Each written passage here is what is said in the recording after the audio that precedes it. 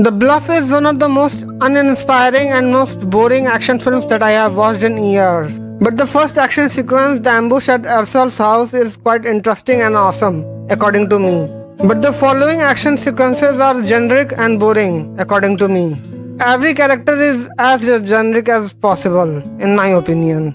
Amazon Prime took great actors like Priyanka Chopra Jonas and Carl Urban and made them meander throughout the whole runtime of the whole film. Elements of goodness can be felt throughout the film, but the generic nature of the script overpowers it. There are some good parts of the film. When the first action sequence happens, the ambush sequence at Ursul's house, that action is brutal and bloody, and I love that action sequence in its entirety. That shows the resourcefulness of the main character Ursul. She is very resourceful, in my opinion. There are some good parts of the film. When the first action sequence happens, the ambush sequence at Ursul's house, that action is brutal and bloody, and I love that action sequence in its entirety. The plot revolves around Ursul and her family living around on a small island happily. Captain Connor threatens to kill her husband if she doesn't return to him. And Captain Connor is the main antagonist of the film, according to me. There are glimpses of chemistry between Ursul and Connor, but those are very few and far in between. Frankie Flower's direction is very weak, especially during the actors' performances. Side characters T.H. Bodler, Elizabeth and Isaac serve their purpose but are relegated to only that too. The writing by Joe Ballerini and Frankie Flowers is as generic as it can get. The scenes are as generic as they can get. Every character written by them feels generic, and every situation they are in feels generic to me. The cinematography of the film is dull and uninspiring, especially for the latter half of the film. I hated that part of the film where that brown hue came on the screen. I just hated that part. The Bluff could have been a better action film if a better writer and director would have been attached to it, but that was not the case here, in my opinion.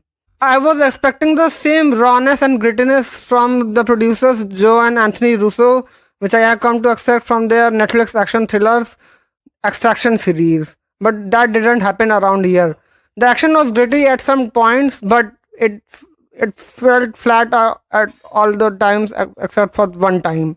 But this time, they disappointed me a lot.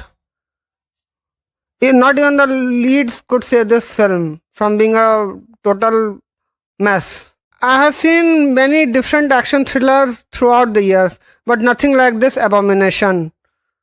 Trust me, this is an abomination in the most calmest and the meanest way possible, in my opinion. The film could have been much more better, but it fell to the generic trap of action films. It looks disgusting, as all streaming platform films do, unlike some which are not.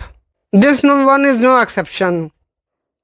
I couldn't care enough for the leads. The quartermaster played by Tamora Morrison is the saving grace of the film. In my opinion, he has the only agency in the film, and he is the only interesting character in the film.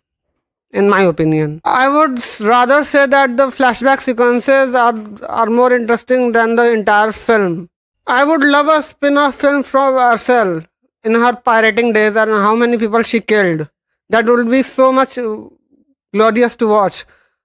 Much better than this mess and abomination of a film. But that is just an afterthought, in my opinion. It seems that I am highly negative of the film. It is because I had high expectations from the film.